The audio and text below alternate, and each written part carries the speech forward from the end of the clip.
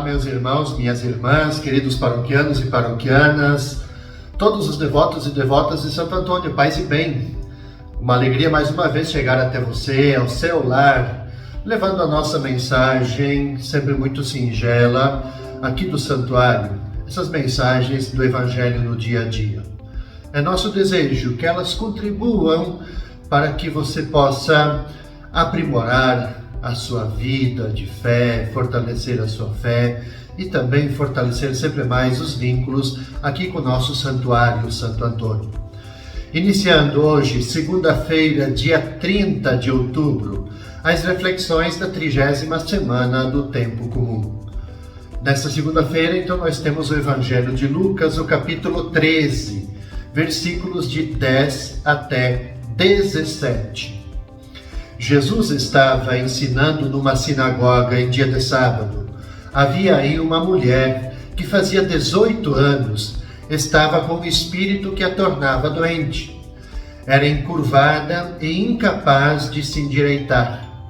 Vendo-a, Jesus chamou-a e lhe disse: "Mulher, estás livre da tua doença." Jesus colocou as mãos sobre ela e imediatamente a mulher se endireitou e começou a louvar a Deus.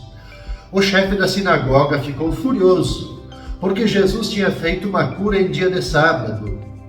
E tomando a palavra, começou a dizer à multidão: "Existem 6 dias para trabalhar.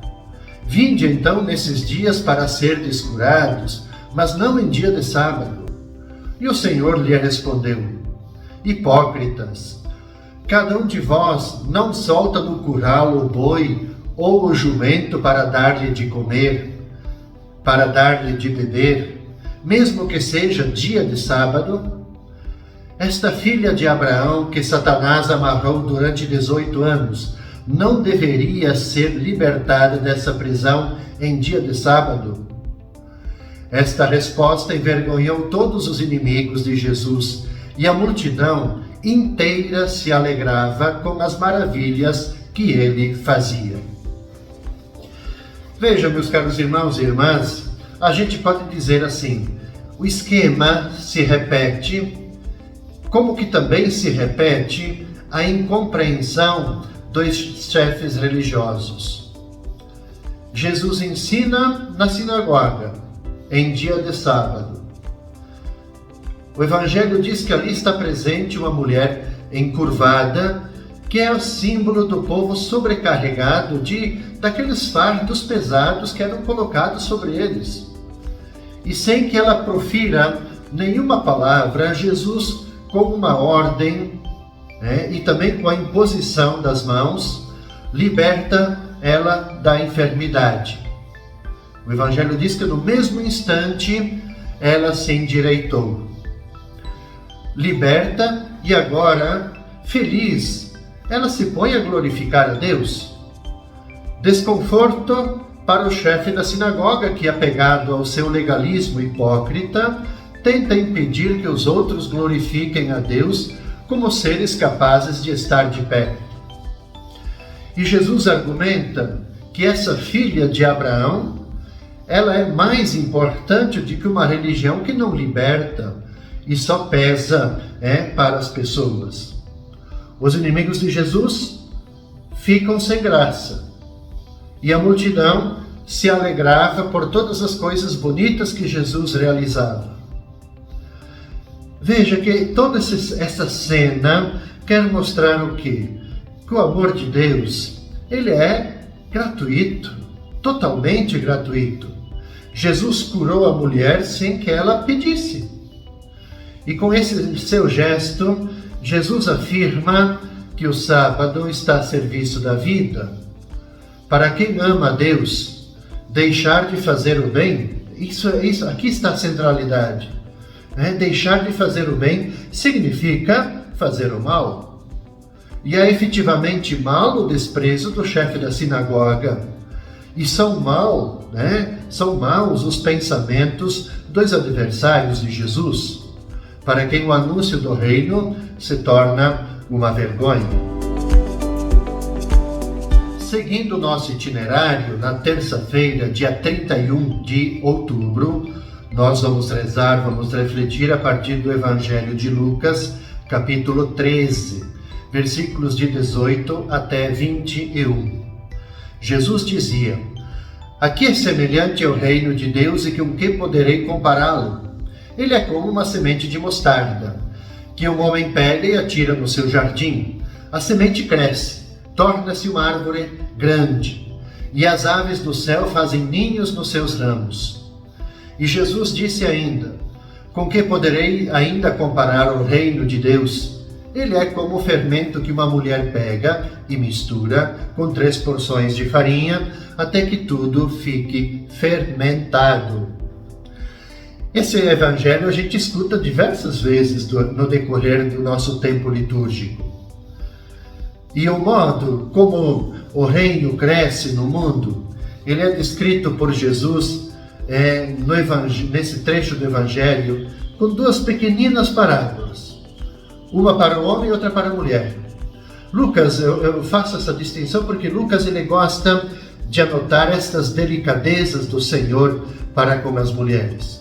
Isso quer dizer que o Senhor convida todos, homens e mulheres, à paciência e à esperança. O reino de Deus parece coisa pouca, quase nada, mas tem no seu interno, ele tem uma força poderosa. Então o grão de mostarda a gente mal vê, mas ele tem uma força vital que o faz crescer até ser esse grande arbusto onde os pássaros têm condições de pousar. Do Evangelho sobre o fermento, a parábola diz que o fermento escondido pela mulher na farinha também parece coisa pouca, insignificante, mas vai ter a força de fazê-la fermentar e dar-lhe a capacidade de se tornar pão. Eu sempre gosto de dizer que a gente pode ficar com os nossos olhos atentos ali e a gente parece não perceber o crescimento, mas está se transformando. A sua força, a sua vitalidade vai transformando aquela farinha e até se transformar em condições de ser pão. O mesmo acontece na nossa vida. Nós devemos acolher o reino, a palavra, que é como palavra. Às vezes a gente pode pensar, como palavra é coisa pouca, ar em movimento, mas essa palavra ela é capaz de transformar a nossa vida, desde que todos nós, eu, você, nós tenhamos paciência e confiança nessa palavra, desde que nós a acolhamos no nosso coração essa palavra. A gente pode dizer que a palavra ela é exatamente a semente de mostarda, assim como é o fermento. Ela entra no nosso coração. Nós temos que acolhê-la, deixar essa palavra, essa semente de mostarda, esse grão, deixar esse fermento colocado no nosso coração crescer. Mas precisamos da paciência e da confiança. Paciência por quê? Porque a transformação ela não vai acontecer de um momento para outro. A gente acolhe a palavra. Essa palavra vai nos transformando ao pouco, com a confiança que nós temos, com a dedicação que nós temos. Da mesma forma a confiança, porque nós sabemos que essa transformação, essa mudança na nossa vida, pela força da palavra, ela vai acontecer.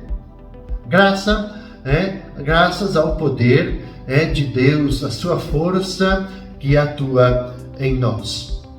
Sobre um outro olhar, a gente poderia também dizer que todos nós, cada um de nós devemos ser exatamente a semente de mostarda no mundo. Devemos ser o fermento no mundo. Nessa perspectiva de que, com o nosso empenho, com o nosso compromisso, com a nossa confiança, nós vamos ser também pessoas agentes de transformação, que faz crescer o reino, que faz crescer a justiça, que faz crescer o amor, a solidariedade, a compaixão.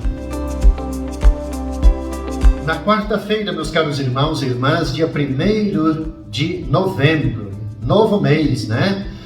nós vamos rezar e refletir com o Evangelho de Lucas, o capítulo 13, versículos de 22 até 30.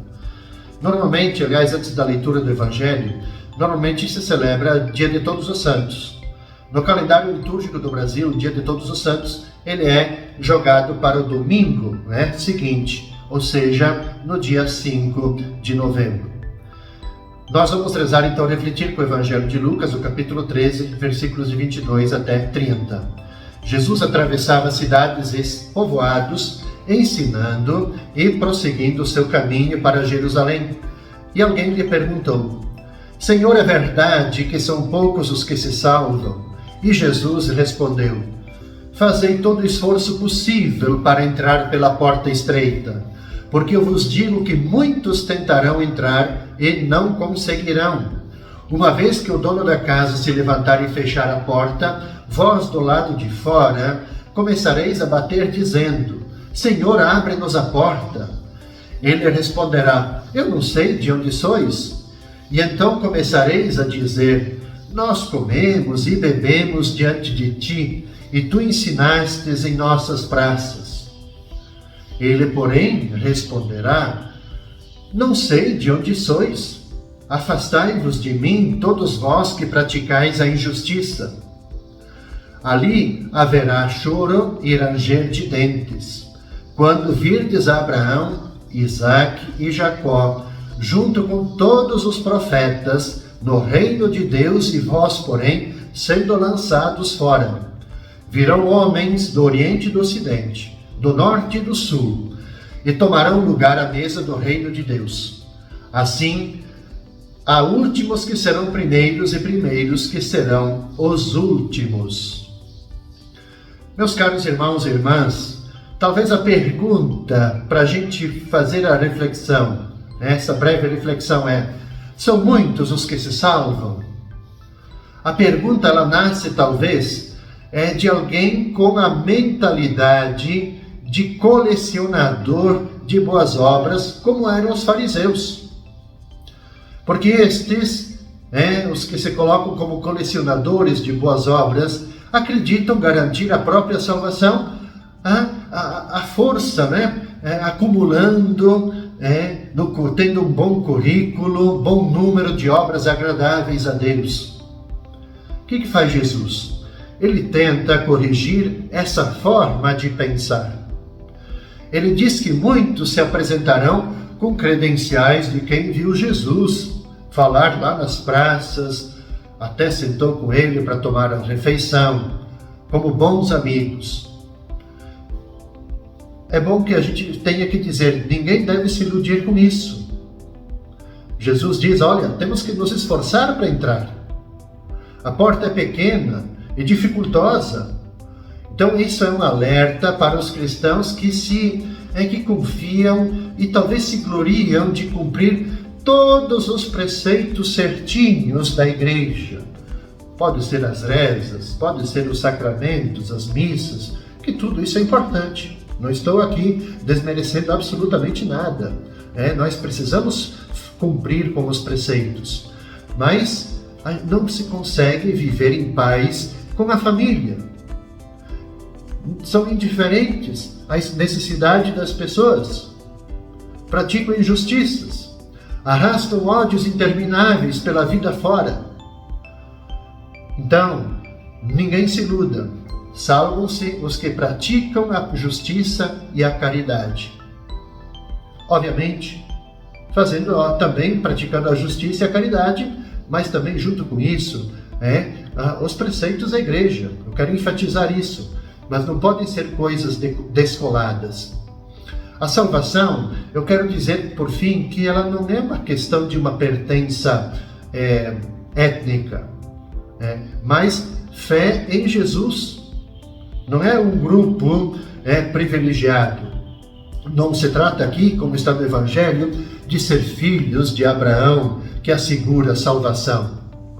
Mas é a gente, cada um de nós, realizarmos as obras que Abraão fez. Que na esperança, todos nós conhecemos a história de Abraão. Na esperança da redenção futura, acreditou. E pela fé, lá diz, na sua história, ele foi concebido como justo. Então nós também somos convidados no mundo, na nossa vida, a vivermos com justeza, praticarmos a justiça e a caridade. Com essa reflexão eu concluo essa primeira parte do itinerário das reflexões semanais. Nós vamos nos encontrar na quinta-feira pela manhã, neste mesmo horário. Eu desejo a cada um de vocês, as suas famílias, um bom início de semana, com as bênçãos, com a proteção, com o cuidado de nosso querido Santo Antônio. Paz e bem.